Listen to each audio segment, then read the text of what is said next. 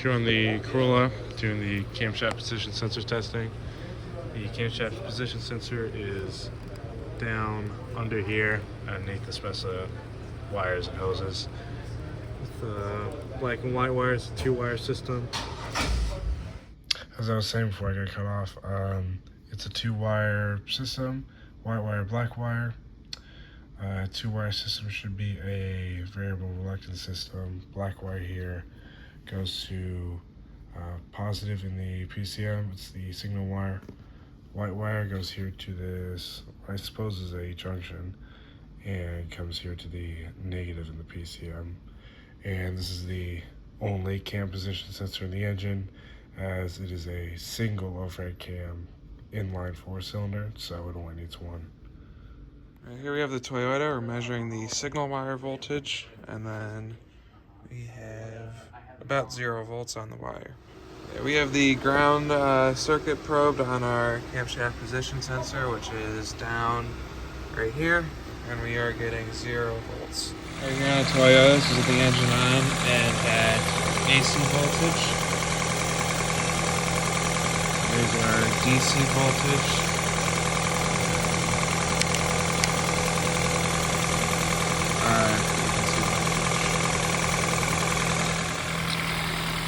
On the Toyota, Pico scope hooked up, got it down there on the signal circuit, and here's what we're getting right now. Now we should be getting correct voltage, as the spike ends at about 5 volts, and we are at a 200 millisecond division right now.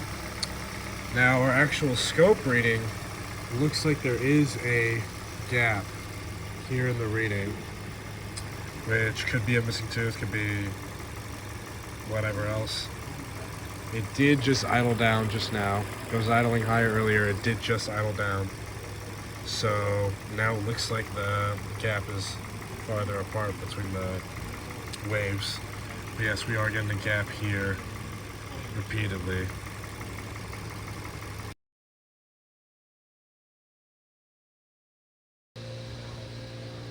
On the Tucson, the crankshaft position sensor is just down here. The pink and gray wire going to it. It's a 2-wire system, so that means it uses variable reluctance. Here we got the diagram for the Hyundai Tucson. And again, crankshaft position sensor, pink and gray wire and pink wire both go to the PCM. Gray is the signal and pink is the ground. For this next part here, I'm gonna admit I screwed up on the testing, so I have the video here for getting the AC voltage on the signal wire of the crankshaft position sensor. And if you'll notice something, it's a bit of a dumb mistake, but I literally have the ground lead in my hand, not touching anything.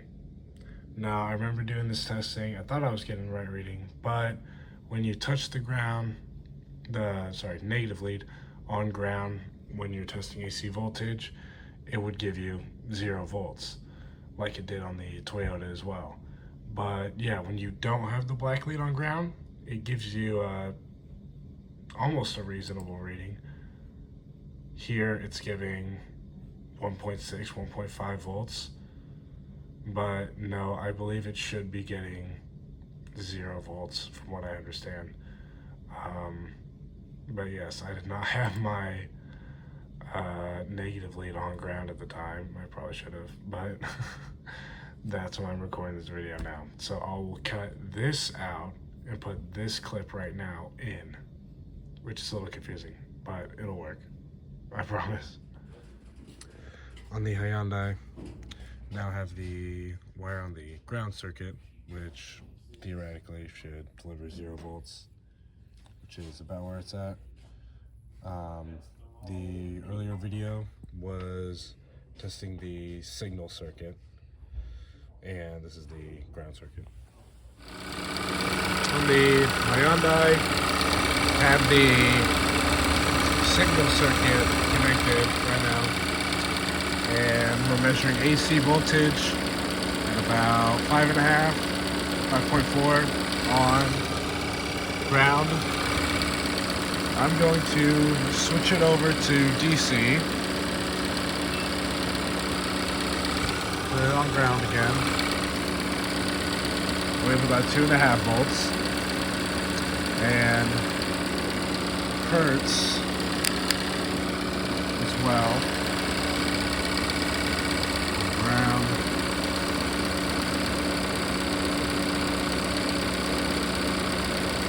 Bouncing around a little bit. About 0.95 kilohertz. A little more than that. Here on the Hyundai, I have the picoscope hooked up to the signal wire on the crank position sensor. And here we're getting a decent wave. It's fluctuating a little right now. When the car idles down, it kind of gets a bit more of a consistent reading, you know, where it's not getting so close together like it is right now. But yeah, sitting at about 5 volts at the peak. And we can see the break here in the waves. In the video for the Toyota, I thought that could have been a hole in a chipped tooth of the reluctor wheel, but it could just also signal the start and end of the. On the Hyundai, have the Pico hooked up to the crank sensor, and signal's not great right now, but you can see the wave on it. You have a 10 millisecond division right now, or 1 millisecond, and you can see the wave here. There are a few spikes. That's because the connection has gotten a little shaken up. I had a better connection earlier. I might throw that clip in, I'm not sure. But you can still see a bit of the wave here. And even you can kind of see the break in the waves. In the Toyota video, I thought that was maybe like a broken tooth in the reluctor wheel, but it could also just signify the start and end of the cycle as well. But yeah, you can see the waveform here. There's a few spikes because it's a bit of a bad connection on there right now. It was better earlier. But yeah, you can see the spikes, you can see the wave, the break in the waves, and all that. I'm gonna try and make this as quick as I can because the video's already getting above 8 minutes, but we want to do step 10 on the Hyundai, where we do the cam and crank sensor at the same time on the oscilloscope. And I was able to hook it up while the car was running. Luckily we had just enough gas to do that, but I could not get at all a good reading, a good solid reading on both the cam and crank sensor, on either of them when I was testing it. The reading looked a lot like the crank sensor scope here, right when the car ran out of gas. It was just these wavy blue blocks and was just not a solid, consistent reading at all. So I figured I had to leave that out because I just could not get a connection. It should have given me a good reading like it was earlier with the crank sensor, but no, I just couldn't get anything. And we did also go over a lab sheet too. I do have a voiceover of Reed going through the questions here.